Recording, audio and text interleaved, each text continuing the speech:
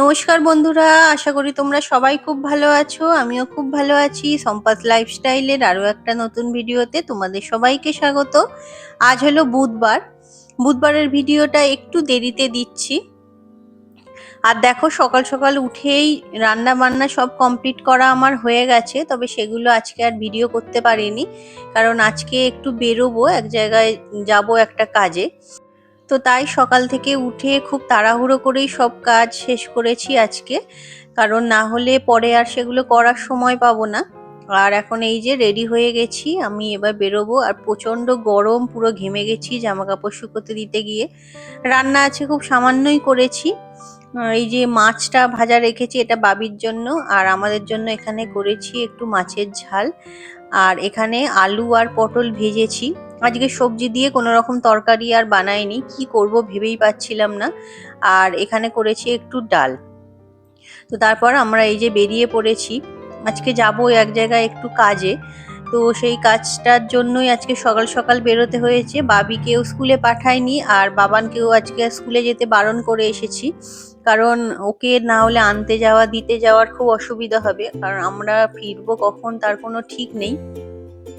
তো এখানে এই যে চলে এসেছিলাম, একটু বিএলআরও অফিসে এসেছিলাম আমরা। আর বাবি তো এখানে খুব খেলা করছিল ফাঁকা জায়গা পেয়ে। আর আমরা এখানে বসেছিলাম কিছুক্ষণ, একটু অপেক্ষা করতে হয়েছিল, এইসব কাজে তো করতেই হয়।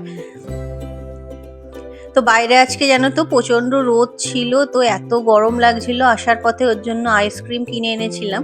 আর বাবি এই যে পছন্দ করে বায়না করে একটা কর্নেটো আইসক্রিম কিনেছে। আর আমার বাবানের সবার জন্যই এনেছিলাম। তো বাইরে আসলে এত রোদ লাগছিল, একটু ঠান্ডা খুব ভালো লাগছিল। তো সকালে তো বলেইছিলাম জামা কাপড়গুলো সব শুকোতে দিয়ে তারপরে বেরিয়েছিলাম কাজে। তো জামা কাপড়গুলো এখন সন্ধেবেলা এই যে তুলে নিচ্ছি।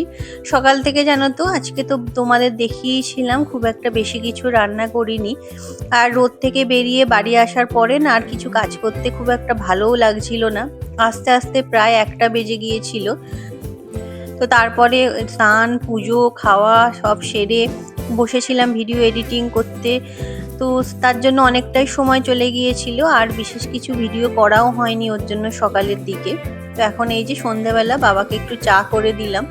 আর যে বাসনগুলো মেজে রেখেছিলাম সকালে, সেই বাসনগুলোও তুলে নিচ্ছি, কারণ দুপুরের সব বাসন এখনো জমে আছে, সেগুলো তো মাজা হয়নি।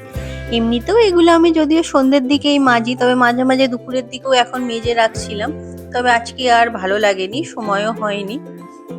আর আজকে না সন্ধ্যাবেলা ভাবছি একটু চিকেন পোলাও বানাবো। যদিও এর আগে কোনোদিন বানাইনি, আজকে এই প্রথম, তবে দেখি চেষ্টা করে। অনেকদিন ধরেই ভাবছিলাম বানাবো। তো সকালের দিকে আজকে যেহেতু সেরকম কিছু রান্না তো হয়নি, তাই ভাবলাম সন্ধ্যাবেলা করে নিই এটা। এই যে আর কিছুটা বাসমতি চালও ছিল জানো তো। তো সেই চালটা এই যে ধুয়ে আগে ভালো করে রেখে মেলে দিচ্ছি প্লেটের মধ্যে, কারণ একটু না শুকোলে আবার এর মধ্যে ঘি হলুদ এগুলো তো মাখানো যাবে না। তো চালটা আগে ওর জন্য ধুয়ে মেলে দিলাম, তারপরে বাসনগুলো মাজবো। আর সিঙ্কে দেখো কত বাসন জমে আছে। তো সবই মেজে নিয়েছিলাম। বাবি তো পোলাও খেতে পারবে না, তো ওর জন্য দুটো রুটি ওর জন্য করে নিচ্ছিলাম, ওকে তারপর খাওয়াবো। আর ওর সর্দিটা না খুব বেড়েছে জানো তো। ডাক্তারকেও ফোন করলাম যে যদি ডাক্তারবাবু থাকেন, কিন্তু আজকে উনি নেই। তো ওর জন্য যাওয়াও হলো না, নাহলে ভেবেছিলাম আজকে সন্ধেবেলা একবার দেখিয়ে আসবো। তো যাই হোক, কিছু করার নেই। উনি শুক্রবার আশা করছি থাকবেন, তো শুক্রবার দেখিয়ে নেব। আর এখানে দেখো এই যে পোলাওয়ের জন্য ক্যাপসিকাম আর গাজর একটু কেটে নিয়েছি। এটা না দিলেও হয়, কিন্তু আমি দিচ্ছি, খেতে ভালো লাগবে। আর কয়েকটা পেঁয়াজ এই যে মিক্সিতে পেস্ট করে নিয়েছি। এখানে নিয়েছি পেঁয়াজ বাটা, রসুন কাঁচা লঙ্কা বাটা, আদা বাটা। আর এখানে এই যে চিকেন এনেছি একটু ছোট ছোট পিস করে, বেশি বড় হলে ভালো লাগবে না। আর চালটা তো এখানে ধুয়ে রেখেছিলাম, সেটাও মোটামুটি শুকিয়েই গেছে। আর এখানে এই যে সমস্ত বাটা মশলাগুলো তেলের মধ্যে দিয়ে ভালো করে কষিয়ে নিচ্ছি। আর এতে দিয়েছিলাম হলুদ গুঁড়ো আর কাশ্মীরি লঙ্কার গুঁড়ো। সামান্য জল দিয়ে তারপরে চিকেনটা দিয়ে ভালো করে এটা কষিয়ে নেব। তো তোমাদের একটা কথা অনেকদিন ধরেই বলবো বলবো ভাবছি, বলার হয়ে উঠছে না ভিডিওতে। আমার না একটাই ফোন, জানো তো, আমি এই ফোনেতেই ভিডিও করি, এই ফোনেতেই এডিটিং করি, আবার এই ফোনেতেই আমি তোমাদের সবার ভিডিওগুলোও দেখি।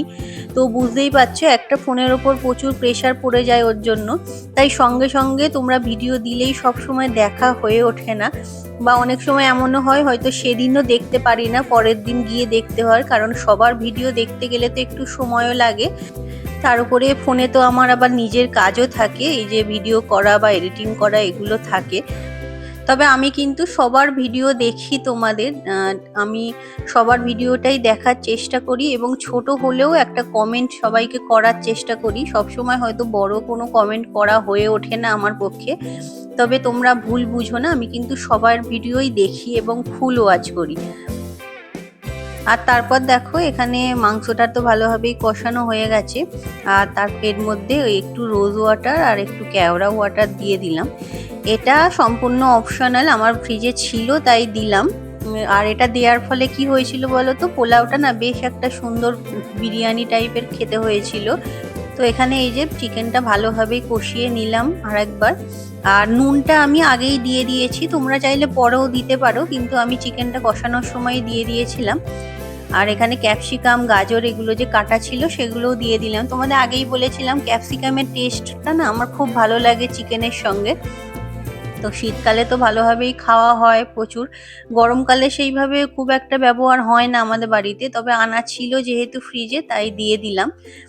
আর ক্যাপসিকাম গাজরটা সামান্য একটু কষিয়ে নিয়ে চিকেনের সঙ্গে তারপরে আমি দেব চালগুলো। আর আগের দিন আমার ফ্রিজ অর্গানাইজেশনের ভিডিও দেখে তোমরা সবাই খুব সুন্দর সুন্দর কমেন্ট করেছো, তোমাদের যে ভালো লেগেছে সেটা জেনে সত্যি খুব খুশি হয়েছি আমি। তবে খুব একটা হয়তো ভালো হয়নি, তবে আমি চেষ্টা করেছি যতটা সম্ভব করার। আর এখানে দেখো চালটা দিয়ে একটু ভেজে নিয়েছিলাম ভালো করে, আর তারপরে এই যে গ্লাসটার মাপে 2.5 গ্লাস মতো চাল আমি নিয়েছিলাম। তো পোলাওয়ে তো জলটা খুব ইম্পর্টেন্ট, মাপটা, আর তাই এই গ্লাসটারই মেপে আমি 5 গ্লাস মতো জল দিয়েছি। গোবিন্দভোগ চালে সাধারণত ডবল পরিমাণ জল দিলেই সেদ্ধ হয়ে যায়, তবে এটা তো বাসমতি, জানি না কি হবে, কারণ বাসমতি চাল দিয়ে পোলাও আমি এই প্রথমবার করলাম। তবে দেখি মনে হয় হয়ে যাবে এতে। আর তারপরে চাপা দিয়ে এটা লো ফ্লেমে বসিয়ে রেখেছিলাম।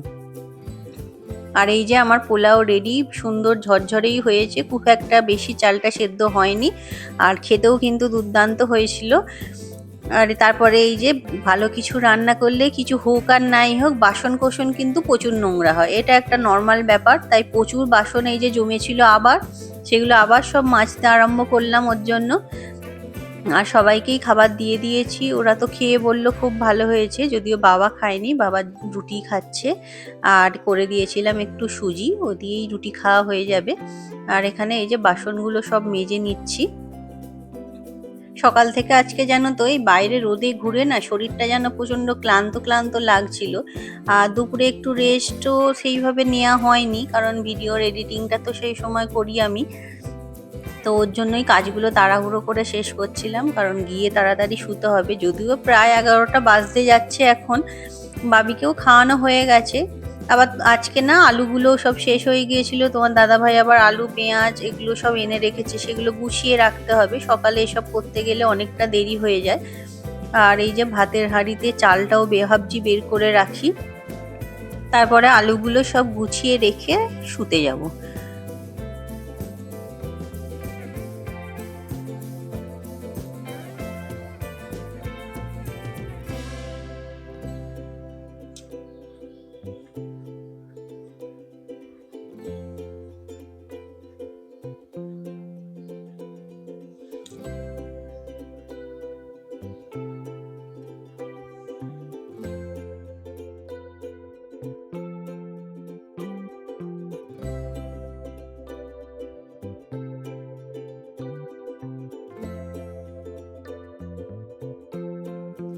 তো আজকের ভিডিওটা এখানেই শেষ করছি বন্ধুরা, আশা করি তোমাদের ভালো লেগেছে। যদি ভালো লেগে থাকে তাহলে অবশ্যই একটা লাইক করে দিয়ে তোমাদের বন্ধু বান্ধব আত্মীয় স্বজন সবার মধ্যে একটু শেয়ার করে নিও। আর তুমি যদি আমার পরিবারে নতুন হও তাহলে অবশ্যই চ্যানেলটা সাবস্ক্রাইব করে নিয়ে আমার এই ছোট্ট পরিবারের সদস্য হওয়ার আমন্ত্রণ রইল। তোমরা এইভাবেই আমার পাশে থেকো, আমাকে সাপোর্ট করো, আমিও সবার পাশে আছি, কথা দিলাম। আবার দেখা হবে পরের ভিডিওতে।